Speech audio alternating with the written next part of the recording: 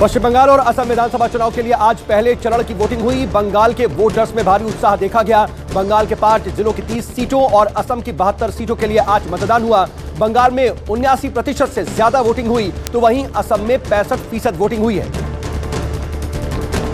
बांग्लादेश दौरे पर प्रधानमंत्री मोदी ओराकांडी में मतुआ समाज के मंदिर पहुंचे। मतुआ समाज के बीच पीएम मोदी बोले, मैं कई सालों से इस अवसर का इंतजार कर रहा था और आज वो इच्छा पूरी हो गई। पीएम मोदी ने मतुआ समुदाय के मंदिर में ऐसे समय में पूजा अर्चना की है जब पश्चिम बंगाल में विधानसभा चुनाव के लिए आज पहले चरण का मतदान हुआ। पश्चिम बंगाल में मतुआ समुदाय की आबादी करीब 2 करोड़ है। मतुआ समुदाय पश्चिम बंगाल चुनाव में वोटों के लिहाज से काफी मायने रखता है।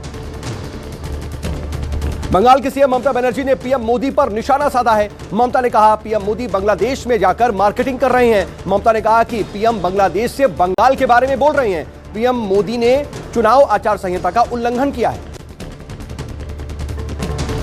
बंगाल में वोटिंग की धांधली को लेकर के टीएमसी सांसदों का एक प्रतिनिधिमंडल राज्य चुनाव आयोग से मिला। टीएमसी के 10 सांसदों ने चुनाव आयोग से मिलकर के वोटिंग में गड़बड़ी और धांधली की शिकायत की। टीएमसी सांसद डेरेक ओब्रायन ने यह दावा किया कि 2 मई को टीएमसी तीसरी बार सत्ता में आएगी और दीदी नंदीग्राम के गद्दारों को हरा देंगी।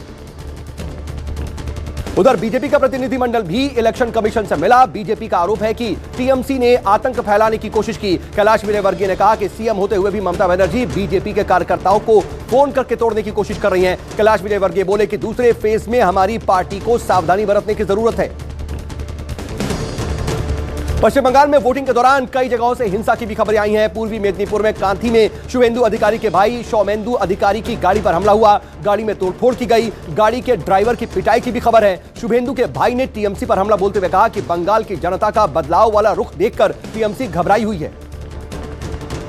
पश्चिम बंगाल में हिंसा थमने का नाम नहीं ले रही है। पुरुलिया के 127 नंबर बूथ के सामने टीएमसी और बीजेपी कार्यकर्ताओं के बीच जमकर हंगामा हुआ। दोनों ही पार्टी के कार्यकर्ताओं ने एक दूसरे के साथ धक्का मुक्की की। आरोप है कि टीएमसी उम्मीदवार सुजॉय बंदोपाध्याय ने कथित तौर पर बीजेपी कार्यकर्ता को गोली मारने की धमकी दी, जिसके बाद पूरे इलाके में माहौल गर्म हो गया। पंजाब के मलोट में आबोहर के बीजेपी विधायक अरुण नारंग को आज किसानों ने दौड़ा कर पीटा। उनके कपड़े तक फाड़ दिए गए। बताया जा रहा है कि विधायक अरुण नारंग किसानों के समर्थन में एक प्रेस कॉन्फ्रेंस करने के लिए मलोट आए थे। कृषि कानूनों का विरोध कर रहे किसानों को जब खबर लगी तो उन्होंने मौके पर पहुंच करके विधायक की पिटाई कर दी। पुलिस विधायक को बचा करके अपने साथ ले गई। भारत में 3 दिवसीय दौरे पर दक्षिण कोरिया के रक्षा मंत्री आज आगरा पहुंचे। आगरा में दक्षिण कोरिया के रक्षा मंत्री सू बुक ने भारतीय जवानों की जाबाजी देखी। कोरिया रक्षा मंत्री के सामने भारतीय पैराट्राइपर्स जवानों ने आसमान से हैरतअंगेज छलांग लगाई। सैनिकों ने 10,000 फीट की ऊंचाई पर एक विमान से पैरा जंपिंग की। पैराट्राइपर्स के अलावा जमीन पर भी जवानों ने सेना के शौर्य का प्रदर्शन किया।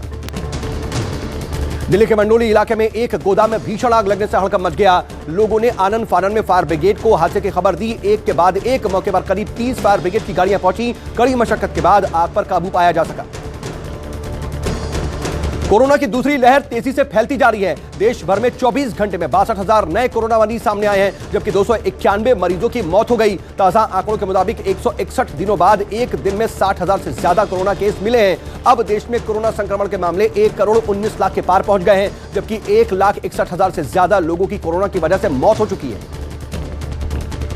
कोरोना वायरस के सबसे ज्यादा मामले महाराष्ट्र में सामने आ रहे हैं। महाराष्ट्र में पिछले 24 घंटे में करीब 37,000 मरीज पाए गए और 112 लोगों की मौत हो गई। महाराष्ट्र, पंजाब, कर्नाटक, छत्तीसगढ़, दिल्ली और गुजरात में कोरोना मरीजों की संख्या तेजी से बढ़ रही है।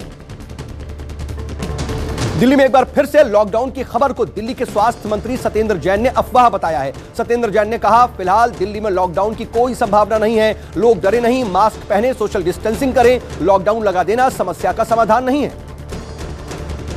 राजस्थान के जयपुर में परिवहन मंत्री प्रताप सिंह ने सोशल डिस्टेंसिंग की धज्जियां उड़ा दी। मंत्री जी ने होली उत्सव के दौरान भीड़ में लोगों के बीच जमकर के डांस किया।